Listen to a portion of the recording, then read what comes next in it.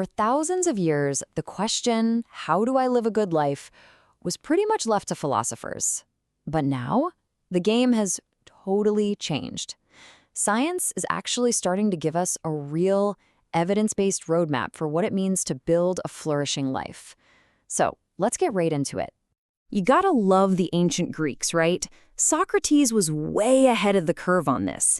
He believed happiness wasn't something that just happens to you, like a gift from the gods. No, it's something you build through thinking and self-examination. For him, the key ingredient was wisdom, basically knowing how to live well.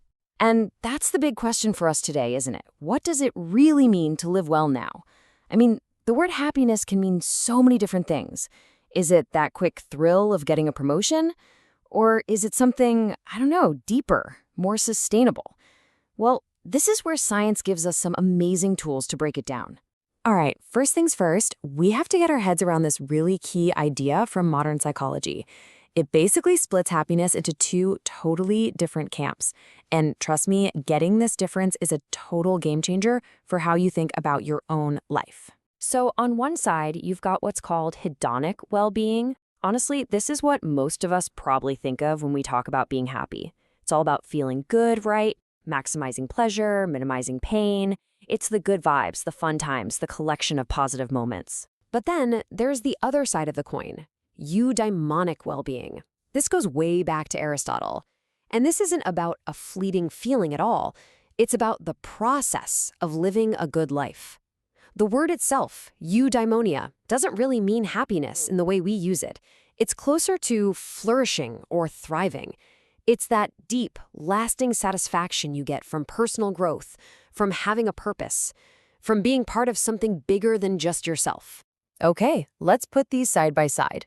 Hedonic is all about chasing pleasure, which gives you those temporary good feelings. Eudaimonic, on the other hand, is about finding meaning and purpose, which builds a more lasting sense of fulfillment. Maybe the best way to put it is one is like reaching a destination, and the other is about enjoying the journey itself. All right, so if that's the what of happiness, let's talk about the how. How does this actually work?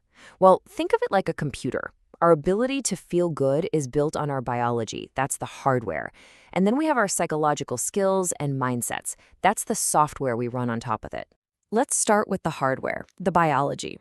You know, those feelings of happiness, they're not just random magic. They are literally driven by a specific cocktail of chemicals in our brain.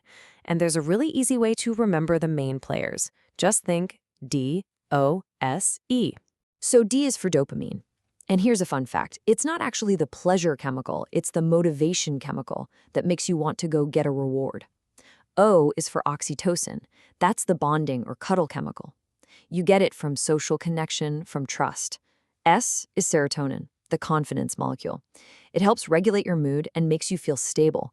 And finally, E is for endorphins, which are basically your body's own natural painkillers, kicking in when you're stressed or after a good workout. Okay, so we've got these chemicals that go up and down every day. But what about our baseline? You know, the whole nature versus nurture debate?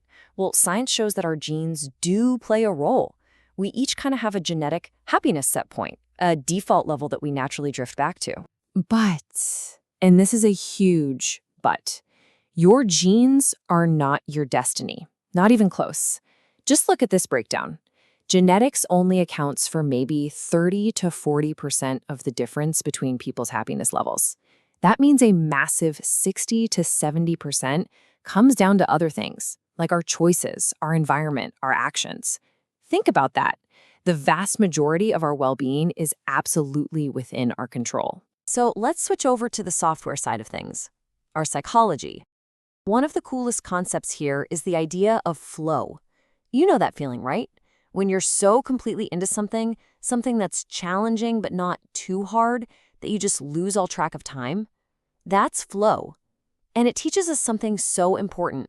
Being actively engaged in something is a way more reliable source of deep satisfaction than just, passively watching TV or scrolling. Okay, so if we've got all this potential for happiness and so much of it is in our control, then why is it so hard sometimes? Why does it feel like such a struggle? Well, it turns out our own minds have some, let's say, factory settings that can seriously get in our own way. The first big one is something called the hedonic treadmill. It's a fantastic metaphor. Basically, it describes our amazing and sometimes frustrating ability to get used to things. You can chase after a goal like crazy, get that big promotion, buy that new car, but pretty soon that becomes the new normal. Your expectations just rise to meet your new reality, and you end up right back where you started emotionally speaking. And if you want proof, look no further than this classic study. It's incredible. Back in 1978, researchers found that after the initial excitement wore off, lottery winners were no happier, on average, than a control group of regular people.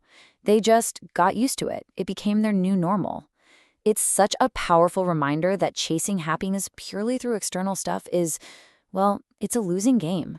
And then there are the little traps our own minds set for us, these common, flawed ways of thinking, like all or nothing thinking, where one tiny thing goes wrong and suddenly the entire day is ruined. Or catastrophizing, where a small mistake spirals in your head into an absolute disaster. These aren't just thoughts, they become habits that create this constant negative feedback loop. So, the big question is, how do we get off that treadmill? How do we avoid those mental traps? The good news is we're not helpless. There are actual evidence-based action plans we can use, drawn from modern psychology and therapy. Okay, so there are two really powerful toolkits here. First, there's cognitive behavioral therapy, or CBT. Think of this as becoming a detective for your own thoughts. You learn to spot the negative patterns, challenge them, and then change them. Then there's another approach called acceptance and commitment therapy, or ACT. This one's a little different. It's less about changing your thoughts and more about changing your relationship with them. You learn to just let them be there without fighting them and focus instead on taking action based on what you value. So we can actually pull all these ideas together into a kind of 4-step action plan for a flourishing life. It all starts with the foundation, the stuff you just can't skip, like your physical health and your relationships. Step 2 is mindset, where you use tools like mindfulness and CBT to manage your thoughts. Step 3 is direction, figuring out your values to give you a sense of purpose and help you find that flow state. And finally, number 4 is resilience, using those ACT skills to handle the tough stuff life inevitably throws at you. Now, we can't have this conversation in this day and age without talking about the giant elephant in the room, right? And that is our relationship with technology, especially social media. You know, the research is getting really, really clear on this. It turns out that how we use social media is way more important than how much time we spend on it. When you use it actively, sending a direct message to a friend, having a real conversation in the comments, that can actually be good for you. It builds connection. But passive use, just sitting there, endlessly scrolling, consuming, comparing, that is consistently linked to feeling worse. It just feeds that cycle of comparison and envy. So what's a real practical takeaway here? Well, one major study found a surprisingly simple rule of thumb. Try limiting your social media use to about 30 minutes a day. That's it. The research showed that this one small change can lead to a significant boost in well-being, especially for people who are already feeling a bit down. When you zoom out, it's pretty amazing. All this modern science and all that ancient philosophy, they're basically pointing to the exact same conclusion. The goal isn't to chase the feeling of happiness. That's a race you can't win. The real goal, the real work, is to build a life that's full of meaning, purpose, and connection. And if you do that, well-being just kind of shows up as a natural result. And that really brings us to the final, and maybe the most important question of all. This isn't about some huge, life-changing plan you have to start tomorrow. It's about right now. Thinking about what truly matters to you.